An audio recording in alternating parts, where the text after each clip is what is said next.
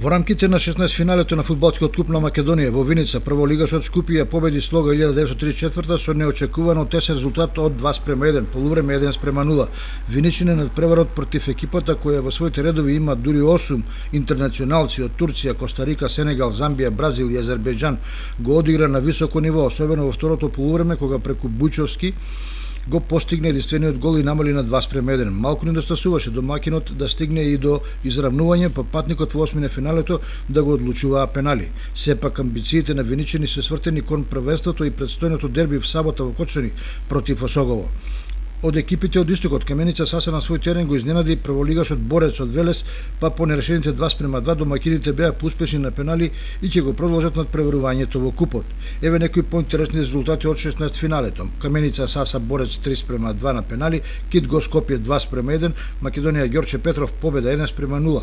Гостивар Тиквеш 5:0, Велешта Кожув 1:2 и Росман Беласица 1:5.